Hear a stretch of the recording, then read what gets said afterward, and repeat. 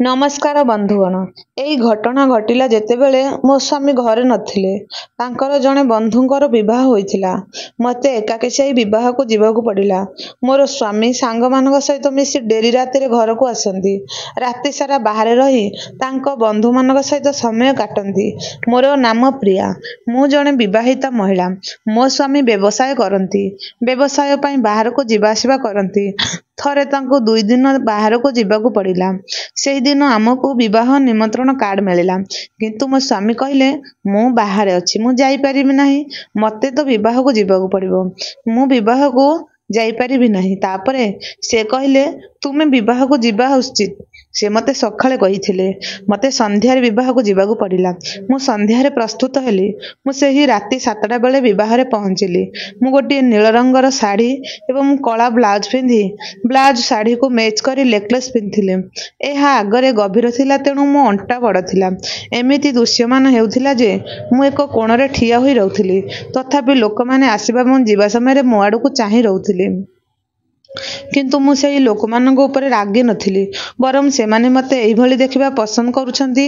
मु एते प्रस्तुत सहित जाइथिली जे लोकमाने मोर सौंदर्य देखि पारुथिले। मु विवाह रे जानिथिबा जणे महिला को अपेक्षा करी रहिथिली, किंतु से आसी नथिले। तेणु मु गोटिए कोणरे चुपचाप ठिया होइथिली। मु दीर्घ समय धरी एकुटिया ठिया हेबार विरक्त हेउथिली। किंतु मो स्वामी को बंधु को विवाह थिला, तेणु मु विवाह छाड़ी जाई पारु नथिली। तापरे हठात मो स्वामी को जणे बंधु पंकज मते एकुटिया ठिया हेबार देखि मो पाखकू आसी कहले जे भाउज भाई तुम सहित आसी नहांती। मु कहली जे तांको किछि काम पई बाहर को जीवाकू पड़िला, एठाकू आसीबा आवश्यक थिला, सेथिपई सिए मते विवाह को पठाइले। मु एकुटी आसीछि। तापरे पंकज कहउछन्ती कौनसी असुविधा नाही भाउज, मु एठारे अछि, मु तम सहित कथबार्ता हेबी। तापरे आमे चेयारे बसी कथबार्ता आरंभ कलु। पंकज को देखि तांकर अन्य 2 जण बंधु विशाल एवं मनोज मध्य आम पाखकू आसिले। मो स्वामी मध्य तांक सहित आम घरे अनेक थर ड्रिंक्स करुथिले। थरे मु मध्य तांक सहित ड्रिंक्स पीछि। तापरे आमे समस्ते सेठारे थिलु। आमे बसी बसी कथबार्ता आरंभ कलु।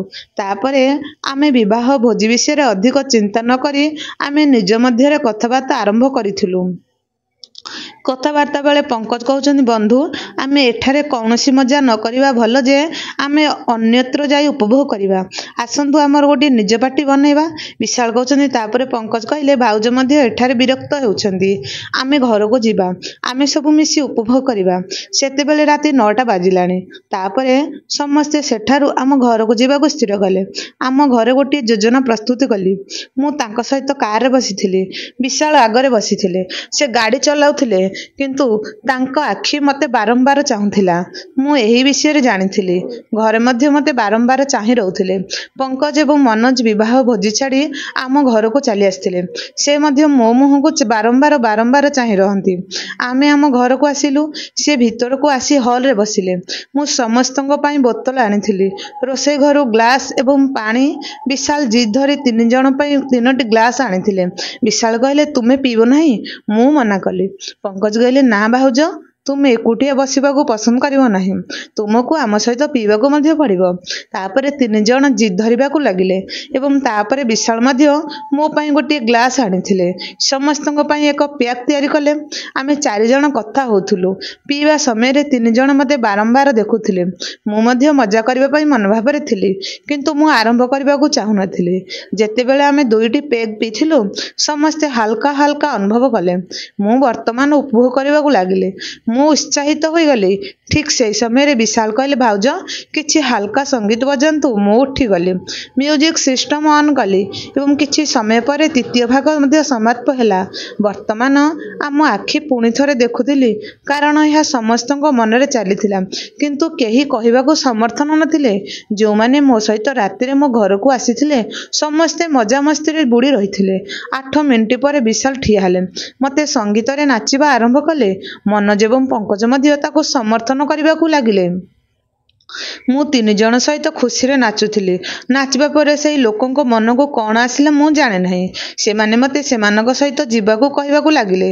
ମୁଁ ମନା କରିଲି, କିନ୍ତୁ 3 ଜଣ ମୋତେ ଡାକିବାକୁ ଲାଗିଲେ। ତାପରେ ବିଶାଳ ମୋ ପାଖକୁ ଆସି କହିଲେ, ଭାଉଜ ଆମ ପାଖକୁ ଆସ, ଏ ବହୁତ ମଜା ହେବ। ମୁଁ ଜାଣିଥିଲି ଏଇ ଲୋକମାନେ କ'ଣ ମଜା କରୁଛନ୍ତି। ପ୍ରାୟ ତାପରେ ମୁଁ ସେମାନଙ୍କ ସହିତ ଯୋଗଦେଲି। ବିଶାଳ ଏକାଠି ହୋଇ ନାଚିବା ଆରମ୍ଭ କଲେ। ସେ ହାତକୁ ଧରି ଆମେ ଏକ ଦମ୍ପତି ପରି ନାଚିବା ଆରମ୍ଭ କଲୁ। ସେଇଭଳି ମୁଁ 3 ଜଣଙ୍କ ସହିତ ଗୋଟିଏ ପରେ ଗୋଟିଏ ସହିତ ନାଚୁଥିଲି। ବର୍ତ୍ତମାନ ମୁଁ ଉପଭୋଗ କରୁଥିଲି। ଏହି 3 ଜଣ କ୍ରମାଗତ ଭାବରେ ମୋ ସହିତ ନାଚୁଥିଲେ। ମୁଁ ବର୍ତ୍ତମାନ ଟିକେ କ୍ଳାନ୍ତ ହୋଇଗଲି। ଯେହେତୁ ସେ ନାଚୁନାହାନ୍ତି, ସେ ମୋର ଅନୁରୋଧରେ ରାଜି ହେଲେ। ମ୍ୟୁଜିକ୍ ସିଷ୍ଟମରେ ଏକ ରୋମାଣ୍ଟିକ୍ ଗୀତ ବଜାଇଲେ। ବହୁତ ସୁନ୍ଦର। ବିଶାଳ ମଧ୍ୟ ସେଇ କଥା କହିଲେ। ମୁଁ ମଜା କରି କହିଲି, ତୁମେ ବହୁତ ଦୁଷ୍ଟ ହୋଇଗଲଣି। ତୁମ ସାଙ୍ଗକୁ ତୁମ ବିଷୟରେ ଅଭିଯୋଗ କରିବାକୁ ପଡ଼ିବ। ସେତେବେଳେ ସେ ଅଭିଯୋଗ କଲେ, ଆଜି ଆମେ ଆମର କାମ ଶେଷ କରି ଯିବୁ। ମୁଁ କହିଲି ଯେ ଏଥିପାଇଁ ମୁଁ ନିଜକୁ ମାନସିକ ସ୍ତରରେ ପ୍ରସ୍ତୁତ କରିବାକୁ ପଡ଼ିବ। ତେଣୁ ମୁଁ ମନୋଜକୁ ଅନ୍ୟକୁ ପ୍ରସ୍ତୁତ କରିବାକୁ କହିଲି। ପ୍ୟାକ୍ ରେଡି ହେଲା। ମନୋଜ ମୋତେ ପିଇବାକୁ ଏକ ଭାରୀ ପ୍ୟାକ୍ ଦେଲେ। ବର୍ତ୍ତମାନ ମୁଁ ସମ୍ପୂର୍ଣ୍ଣ ନିଶାସକ୍ତ ହୋଇଥିଲି। ମୁଁ ଅତ୍ୟଧିକ ମଦ୍ୟପାନ କରିଥିଲି। ମୁଁ ମୋର ଚେତନା ମଧ୍ୟ ହରାଇଥିଲି। ଶାଢ଼ୀ, ମୋର ବ୍ଲାଉଜ, ପ୍ୟାଣ୍ଟ ସବୁ ଓଦା ହୋଇଥିଲା। ତାପରେ 3 ଜଣ ମଧ୍ୟ ସେମାନଙ୍କ ପୋଷାକ କାଢ଼ି ଗୋଟିଏ ପରେ ଗୋଟିଏ ମୋ ପାଖକୁ ଆସି ରାତି ସାରା ମୋ ସହିତ ନାଚ ଗୀତ କରନ୍ତି। ଗୋଟିଏ ପରେ ଗୋଟିଏ 3 ଜଣ ବହୁତ ଜୋରଦାର ନାଚ ଗୀତ ଆରମ୍ଭ କଲେ। ସେମାନଙ୍କର ପୋଷାକ ମଧ୍ୟ ମୋ ଚାରିପାଖରେ। ଏହାପରେ ଆମେ ଶୋଇଗଲୁ। ତାପରେ ସକାଳ 6ଟାରେ ଉଠିଲି। ପୁଣି ଥରେ ନାଚ ଗୀତ ଆରମ୍ଭ ହେଲା। ସେମାନେ 2 ଘଣ୍ଟା ଡେଇଁବା ପରେ ପ୍ରସ୍ତୁତ ହୋଇ ନିଜ ନିଜ ଘରକୁ ଗଲେ। ତେଣୁ ମୁଁ ଶୋଇଗଲି। ସନ୍ଧ୍ୟାରେ ବନ୍ଧୁଗଣ, ମୁଁ ସେଦିନ 3ଟା ସମୟ ପର୍ଯ୍ୟନ୍ତ ଶୋଇଥିଲି। ଏହି ଘଟଣା ମୋ ଜୀବନରେ ପ୍ରଥମ ଥର ପାଇଁ ଘଟିଥିଲା। କିନ୍ତୁ ବର୍ତ୍ତମାନ ଏହି କାର୍ଯ୍ୟକ୍ରମ ଏହାଠାରୁ ଘଟିବା ଆରମ୍ଭ କରିଛି। ମାସରେ ଅତିକମରେ 2ରୁ 4 ଥର ମୁଁ ନିଜକୁ ନଚାଇଥାଏ। ଯେତେବେଳେ ମୋ ସ୍ୱାମୀ ବାହାରେ ବ୍ୟବସାୟ କରନ୍ତି, ସେ ମୋ ଘରକୁ ଆସନ୍ତି। ଏମିତି ପାର୍ଟି ସବୁ କରନ୍ତି, ଅନେକ ଖେଳାଖେଳି କରନ୍ତି। ମୋର ଏହି କାହାଣୀ କିପରି ପସନ୍ଦ ହେଲା, ମୋତେ ମନ୍ତବ୍ୟ ଦେଇ ଯଦି ଆପଣ ଭିଡ଼ିଓକୁ ପସନ୍ଦ କଲେ, ତେବେ ଭିଡ଼ିଓକୁ ଲାଇକ୍ ଏବଂ ସେୟାର କରନ୍ତୁ। ଯଦି ଆପଣ ପ୍ରଥମ ଥର ପାଇଁ ଚ୍ୟାନେଲକୁ ଆସିଛନ୍ତି, ତେବେ ଚ୍ୟାନେଲକୁ ସବସ୍କ୍ରାଇବ୍ କରନ୍ତୁ। ଏହି ଭିଡ଼ିଓଟି ସମ୍ପୂର୍ଣ୍ଣ ଭାବରେ କାଳ୍ପନିକ ଅଟେ, ମିଥ୍ୟା ଅଟେ। ଦୟାକରି ଭିଡ଼ିଓଟିକୁ ଦେହକୁ ନିଅନ୍ତୁ ନାହିଁ, କେବଳ ମନୋରଞ୍ଜନ ପାଇଁ ଦେଖନ୍ତୁ। ଧନ୍ୟବାଦ। ପୁଣି ଦେଖାହେବ ଆଉ ଗୋଟିଏ ନୂଆ